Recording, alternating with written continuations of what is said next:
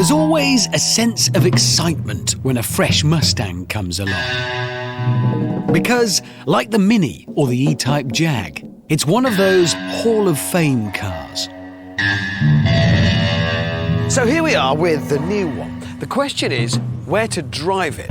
Kind of lends itself to a bit of a road movie, really. Yes, we need our own Nevada highway, our own Route 66. And here it is, the A15. It's a magnificent bit of tarmac, the longest stretch of straight road in Britain, and it runs from Scunthorpe to Lincoln. I am a bit worried about this bit, though. What with being in an American car and everything, it's a corner.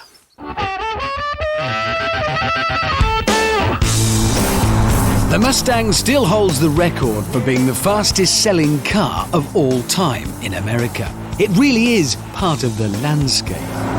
In fact, back in the 1960s, the US Navy ran a recruitment ad that said the Beach Boys, apple pie, and the '67 Mustang. 3 things worth fighting for. But that's not been the case for a while now, because frankly, the last few generations of Mustang have been a bit pony. The problem is, whereas other muscle cars like the Charger had the good grace to die young, the Mustang has lived on. And it's got tamer and weedier over the years until it's ended up as nothing more than a badge for the marketing men to sell. This one, Ford reckon, will turn the pony back into a stallion once again. But on first impressions, you won't be bowled over, particularly if you're used to European cars. Take the engine, for example. It's a 4.6-litre V8. That sounds like a lot, but it's not German. You get just 300 brake horsepower. That's hardly pushing the boundaries of what's possible. On paper, the figures look good. 0 to 60 in just under 6 seconds. But it just doesn't feel rapid. Mind you, that's not such a bad thing, because it's also got the most basic suspension this side of a stagecoach. It's got a live rear axle. Now, forgive me if I get a bit technical here, but bear with me. What it means is that the back wheels are connected basically by a girder. So what one wheel does, the other wheel does. It's a bit like running around with your shoelaces tied together.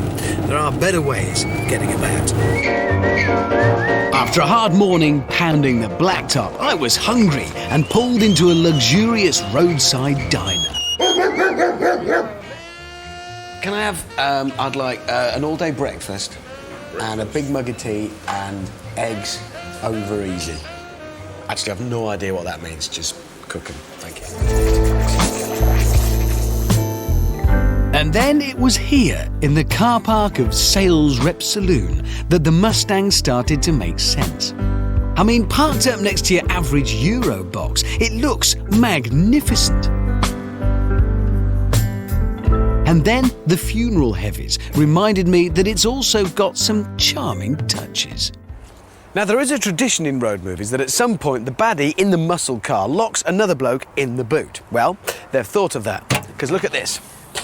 This handle. Pull that and the boot opens from the inside, and look, that man is clearly running away. Eh? That's not how it would have happened in the old days. In the old days, you stayed locked in the boot with the spade until you got to the woods.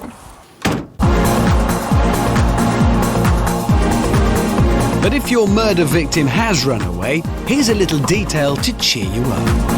Okay, with these controls, I can change the colour of the lights on the instrument binnacle. 125 colours to choose from. I didn't even know there were that many. I was really warming to this car, and as the miles rolled by, its muscle car charm seduced me even more. It might be a bit of a simpleton, but it feels like it's regained some of that spirit of the old Mustang.